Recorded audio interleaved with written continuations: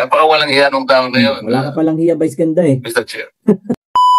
Eto mga kababayan, bali rumisbak na po si Senador Marcolita dito nga kay Vice Ganda. Bago-bago lang ho kasi talagang natalakay itong patungkol dito sa pagbaban sa mga online gambling dito nga sa ating bansa. Natalakay doon sa Senado. So ito may mga banat dito si Senador Marcolita. Pero syempre don't forget to like, share and subscribe para lagi ho kayong updated sa ating mga bagong video. Eto mga kababayan, ang pinagbasihan po ni Marcolita sa kanyang naging talagang mainit no, na binitawang salita doon po sa Senado. Eto, ipi-play ko muna itong video na ito dahil nga ito yung pinag-ugatan ng ipapakita ko sa inyo maya-maya lamang yung mga mainit na mga sinabi po ni Marcolita. Eto po. Ayan. Dito kasi, ito yung concert kasi mga kababayan na kung saan nga po talagang itong si Vice Ganda nagbiro no, na kung saan sinabi niya nga tingnan mo nga yung mukha ni Marcolita, tingnan natin kung matatawa ka. So bago lamang ito naging resback ni Marcolita. Ito pakinggan natin.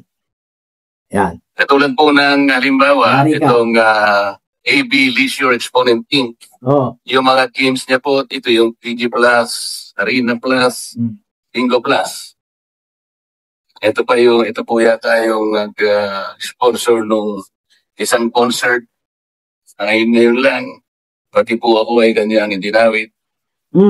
Nagpapatawa po siya. Nakita niya yung dating Senador Crespo na nagtatawa. Natawa po at siguro naging successful siya. Napatawa niya si Senador Crespo. Bigla ba niya naman sinabi, tingnan niyo yung mukha ni Marcolita kung matatawa kayo. Yun. Napakawalang hiya nung tao na yun. Wala ka palang hiya, Vice Ganda eh. Mr. Chair. Ayaw ko na pong patusin siya. Ang nag-sponsor po yung DG Plus. Sabi ni Marcolita, ayaw ka na daw niyang patusin. Kaya po lumalaki po eh. Gumagamit po sila mga ganong klaseng mga sikat na mga tao. Alam niyo mga kababayan, ito kasing bago tayo dyan dumako kay Vice Ganda kasi papakita ko rin sa inyo kung gaano nga kataas yung naging bumaba ng kanyang followers. Actually, dalawa ito eh.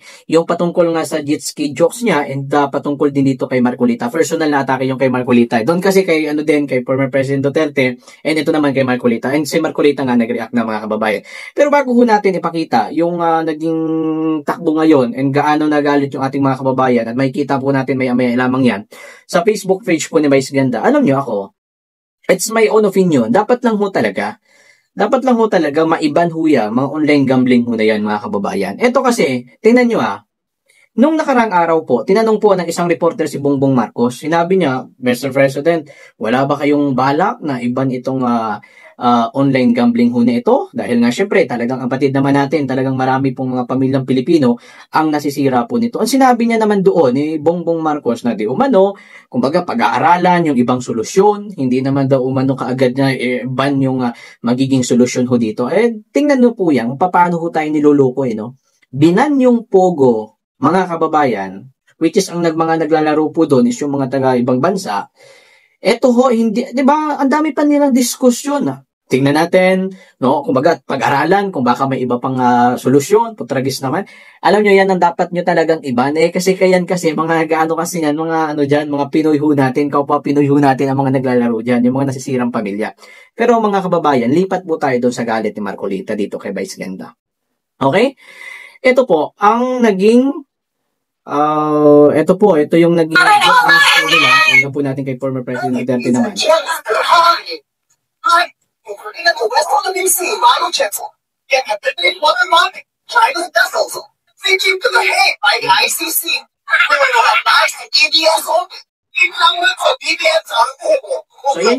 yan naman yung naging jokes ni Vice Ganda patungkol nga po doon sa jet ski jokes mga kababayan para kay former President Duterte. And ito po ang naging resback ng mga ating pong mga kababayan. Dito mo talaga makikita na marami talaga ang mga nagalit kay Vice Ganda. Parang 20 million followers. Actually, nag-celebrate pa siya dito 6 days ago. Nakikita po natin, nag-celebrate pa po siya na, yun nga, happy ganito, and 20 million followers sa kanyang Facebook. And pagkatapos naman po ng ilang araw, nung kanya pong binitawan yung joke na yun, ito na po mga kababayan ng kanyang Facebook page. Halos na talaga, nalagasan ng nasa 1 million. From 20 million, naging 19 million na lamang po. And dito po, makikita natin yung galit po ng mga kababayan po natin. No, ito. Kung pansinin po ninyo, isa po ito sa naging post ni Vice Ganda na kung saan nagkaroon po ng total of 72,000 likes. No? Which is ang nag-react po dito ng angry is nasa 50,000. So dito natin makikita na mas marami talaga ang nagagalit kay Vice Ganda this time. No? And yung sumuporta naman sa naging jokes niya, siyempre yung mga anti-Duterte, suporta talaga yun sa kanya. And yung mga anti-Marcoleta, siyempre sumusuporta yun sa kanya. Yun yung mga nag-love-love naman. Yan.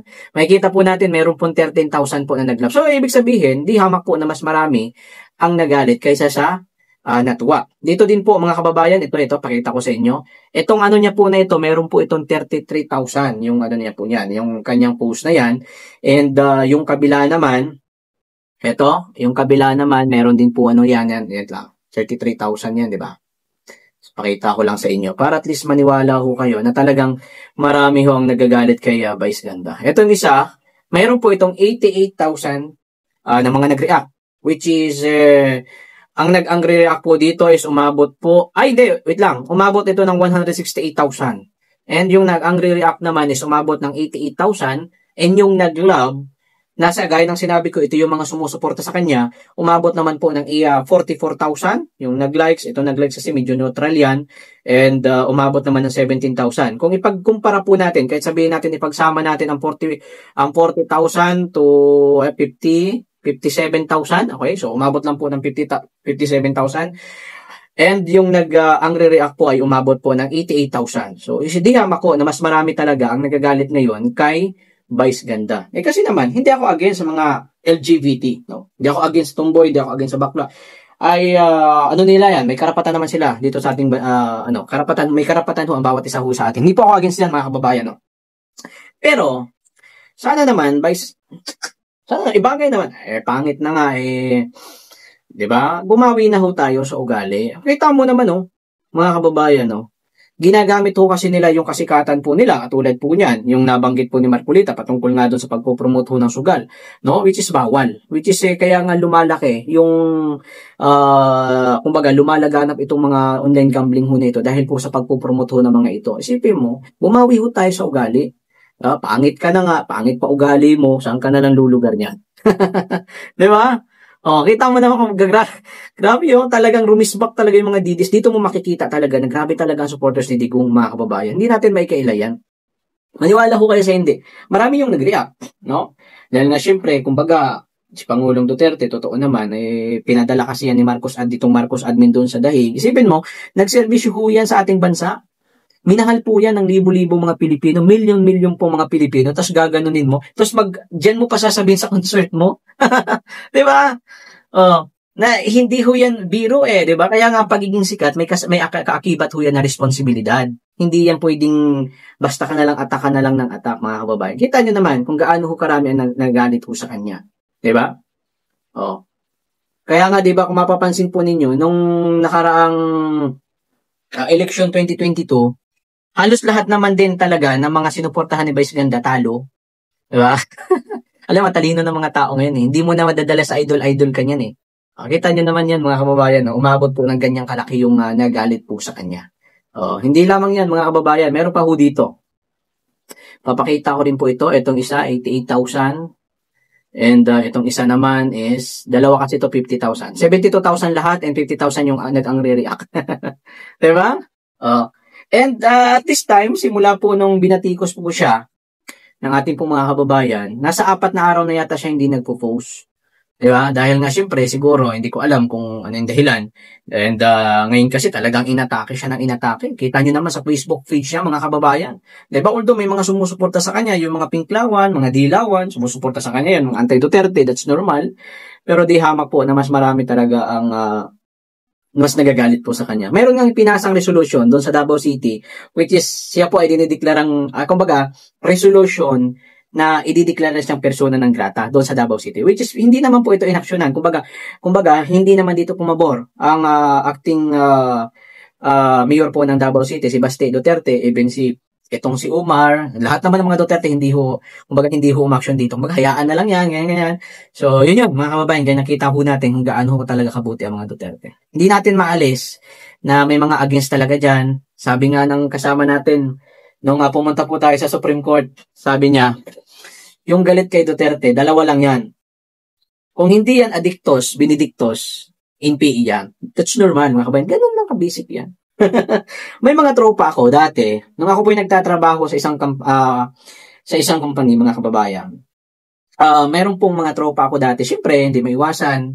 Kabataan kasi yan eh. Meron talaga yan gumagamit ng pinagbabawal na pulburon, ika nga. So, galit ho sila kay Digong. Lalo-lalo na nung time ng war on drugs. Diba? So, hindi ko maiwasan yan. Alam nyo yung mga may mga, kumbaga noon, nung panahon ni Digong, may mga din noon, may mga gumagamit talaga na, kumbaga, nagpasalamat sila dahil, kumbaga, nung dumating si Digong, tumigil sila sa bisyong yan, and nabago yung buhay ho nila. Pero syempre, ikaw ba naman di ba, yung mga addictos, benedictos dyan, sa tingin mo, matutuwa kay Digong yan. Syempre, hindi. Yung naman, si Sara Duterte naman, patungkol naman kay Sara Duterte, talaga yan, antay talaga yan sa mga NPA. Di ba? So, sa tingin mo, yung mga na yan, matutuwa kay Sara, syempre hindi po matutuwa yan, mga kababayan. Kaya asahan na po natin yan. Yung mga buwabanat kay Sara Duterte at takot na maging presidente sa 2028 yan. Saan po ninyo yan, gagawin ang lahat yan. Pero hindi yan magtatagumpay, believe me.